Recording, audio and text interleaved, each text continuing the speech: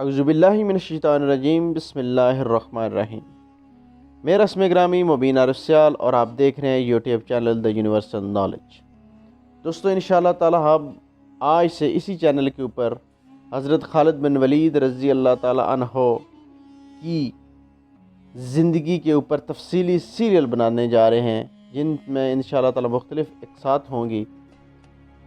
ہر قسط میں انشاءاللہ تعالی ہم تھوڑا تھوڑا حصہ ان کی زندگی کے تفصیل کے اوپر بیان کیا کریں گے کہ کیسے انہوں نے جنگیں لڑیں، کیسے انہوں نے اسلام قبول کیا، کیسے انہوں نے اپنی ساری زندگی اللہ کی راہ میں وقف کر دی۔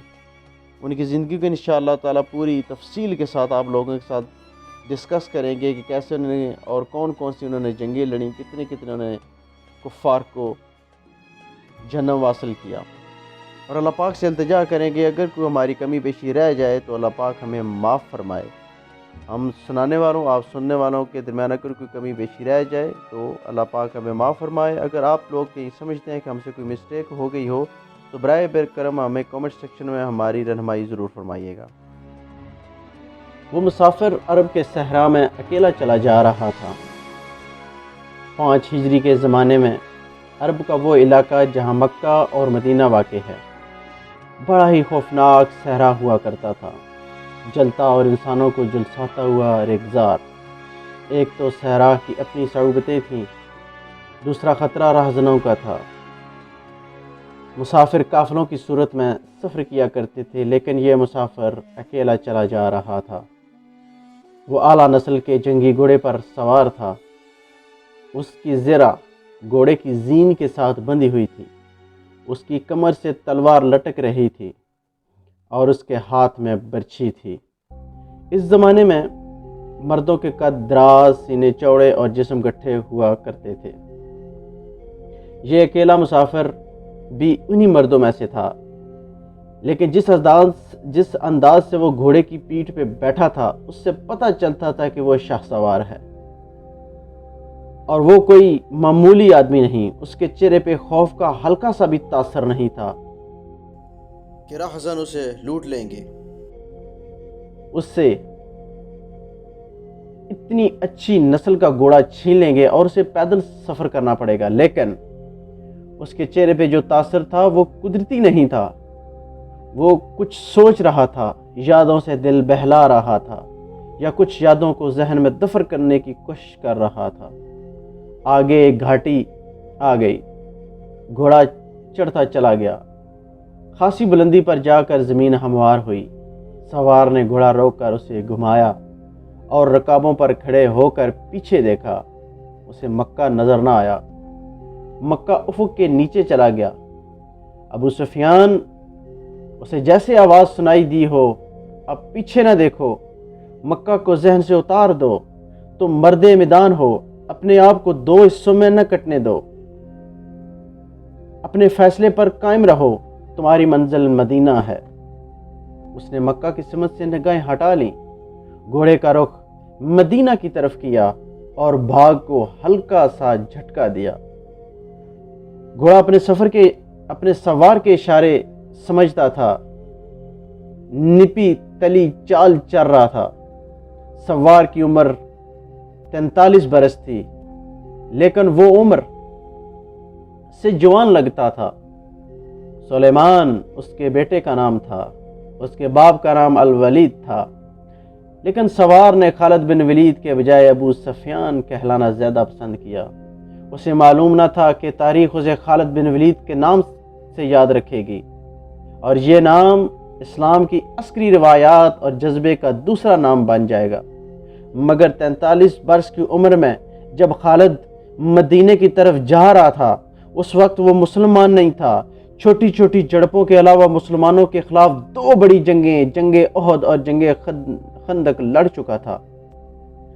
جب رسول کریم صلی اللہ علیہ وسلم پر 610 عیسوی بروز سموار پہلی وحی نازل ہوئی، اس وقت خالد کی عمر 24 برس تھی۔ اس وقت تک وہ اپنے قبیلے بنو مخزوم کی عسکری قوت کا قائد بن چکا تھا۔ بنو مخزوم کا شمار قریش کے ایک معزز خاندانوں میں ہوتا تھا۔ قریش کے عسکری امور اسی خاندان کے سپرد تھے۔ قریش خالد کے باپ الولید کے احکام اور فیصلے مانتے تھے۔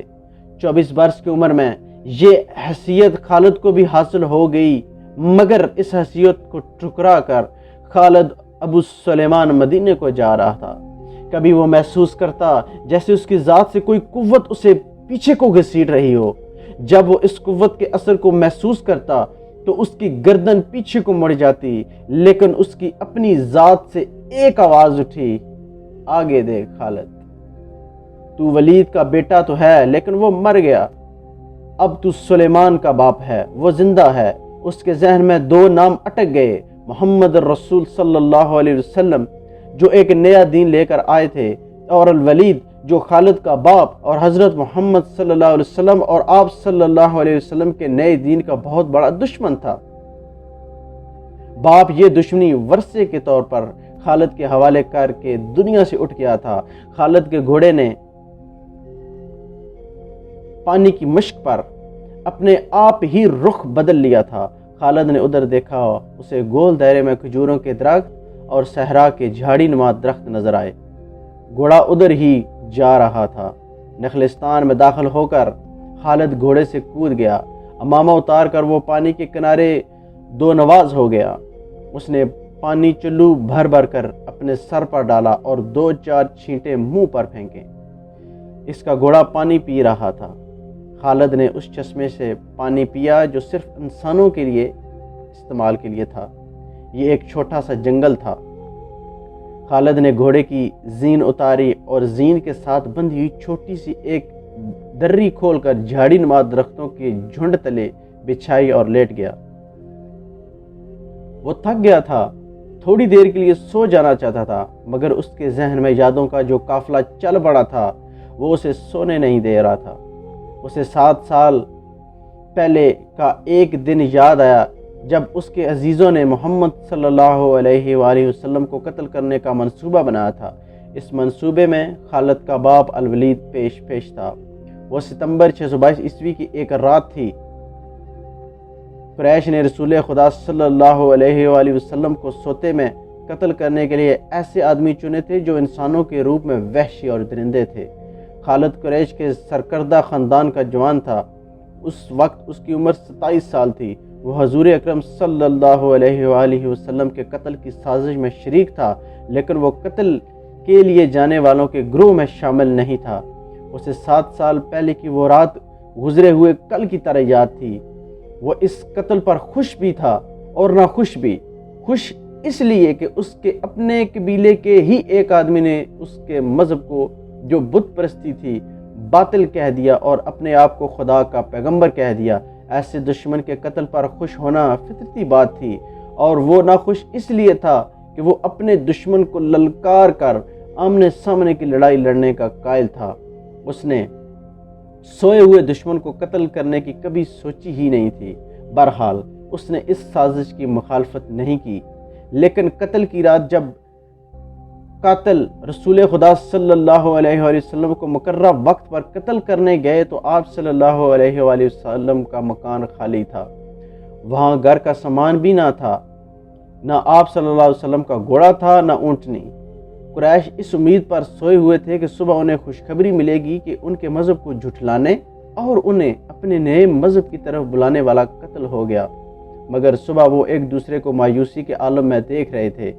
پھر وہ سرگوشیوں میں ایک دوسرے سے پوچھنے لگے، محمد کہاں گیا؟ رسول خدا صلی اللہ علیہ وسلم قتل کے وقت سے بہت پہلے اپنے قتل کی سازش سے آگاہ ہو کر یثرب مدینہ کو ہجرت کر گئے تھے۔ صبح تک آپ صلی اللہ علیہ وآلہ وسلم بہت دور نکل گئے تھے۔ خالد کے ذہن سے وہ یادیں پھوٹتی چلی آ رہی تھیں۔ ذہن پیچھے ہی پیچھے ہٹتے ہٹتے 16 برس دور جہاں نکلا۔ 613 عیسوی کی ایک شام رسول اکرم صلی اللہ علیہ وآلہ وسلم نے قریش کے چند ایک سرکردہ افراد کو اپنے ہاں کھانے پر مدعو کیا۔